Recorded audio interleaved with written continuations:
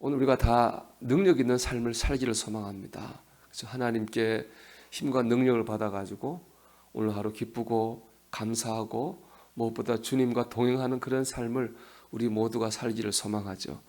오늘 말씀은 우리가 어떻게 그런 삶을 살 수 있을지, 하나님께 능력을 받을 수 있는가에 대해 말씀합니다. 오늘 본문에 보면 두 명의 선지자가 나옵니다. 한 명은 스승인 엘리야 선지자고 다른 한 사람은 제자인 엘리사 선지자입니다. 먼저 스승인 엘리야 선지자는 능력으로 따지면은 신구약을 통틀어서 1등인 선지자입니다. 그래서 예수님이 나타났을 때, 기적을 행하셨을 때 사람들이 엘리야가 살아왔다 그렇게 말할 정도로 엘리야는 능력이 많은 선지자였습니다. 그리고 엘리사는 원래 부유한 농부였는데 엘리야의 전도를 받고 자신의 모든 걸 내려놓고 하나님 위에 살기로 결심하고 엘리야를 따른, 그래서 선지자가 된 사람은 바로 엘리사 선지자입니다. 근데 이제 엘리야가 오늘 말씀은 세상을 떠날 때가 됐습니다. 엘리야는 세상을 떠나는 것도 보통 사람과 달랐습니다. 죽는 게 아니라 하늘로 올라갔거든요. 이제 그래서 엘리야가 자기의 때가 이런 줄 알고 자기 길갈이라는 곳에 있었는데 하늘로 올라가는 지점인 요단으로 이제 떠나게 됩니다. 그런데 떠나기 전에 길갈에서 엘리사에게 너는 나 따라오지 말고 여기 있어 라고 말했거든요. 근데 엘리사는 스승의 말을 안 듣고 계속 따라갑니다. 길갈에서 베델로, 베델에서 여리고로, 여리고에서 마지막 하늘로 올라가는 지점인 요단까지 스승인 엘리야를 따라갔습니다. 그래서 요단에서 드디어 엘리야 선지자가 엘리사에게 묻습니다. 내게 어떻게 할지를 구하라. 뭘 해주면 좋겠느냐? 이런 말이겠죠. 그때 엘리사 선지자가 대답합니다. 당신의 성령이 하시는 역사가 갑절이나 내게 있게 하소서. 그러니까 당신에게 성령의 역사하신 것에 갑절의 역사가 내게도 일어나게 해주세요. 우리가 갑절의 능력을 주세요. 그것을 구한 것이죠. 엘리사 선지자는 그가 구한 대로 갑절의 능력을 받았습니다.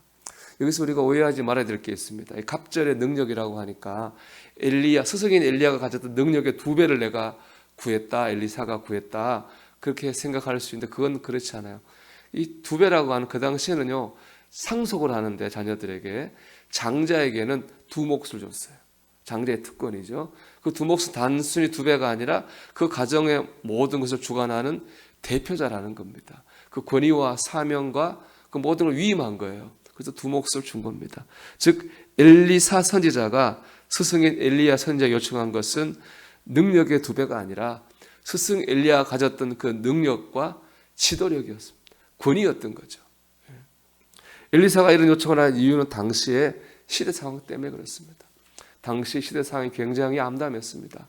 이스라엘은 남북으로 갈라져 있었고 영적으로도 매우 타락되어져서 남이나 북이나 할 것 없이 우상 숭배가 횡행하고 하나님의 성전이 파괴되고 그런 암담한 시대였습니다. 그래도 그 시대를 엘리야 선지자가 그 능력으로 그래도 이 믿음의 불을 끄트리지 않고 유지하고 있었거든요. 그런데 이제 엘리야 선지자가 이 땅에 없으면 누가 그 일을 하겠습니까? 엘리사는 그 사명, 그 시대에 대한 그 나라에 대한 사명감과 책임감을 가진 거예요. 그래서 그 사명과 책임을 이제 내가 감당해야 되겠는데 나는 엘리야처럼 능력이 없잖아요. 그러니까 구한 거예요. 내게도 갑절의 능력을 주셔서 이 책임과 사명을 감당하게 해주세요. 이게 바로 엘리사 선지자의 기도였습니다. 여러분, 엘리사 선지자는 2배의 능력을 받아가지고 2배로 자신이 영광을 누리며 살려고 한 것이 아닙니다.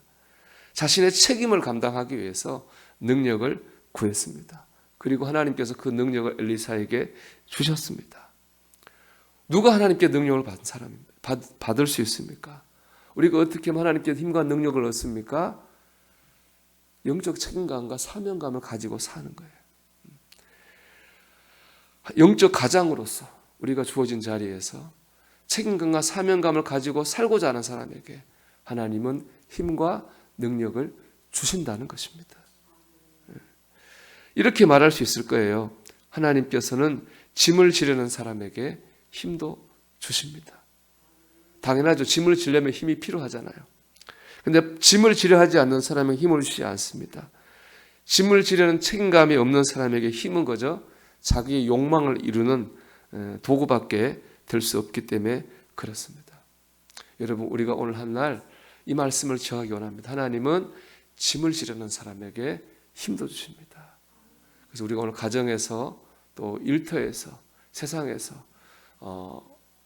하나님 주신 사명과 짐을 생각하기를 소망합니다.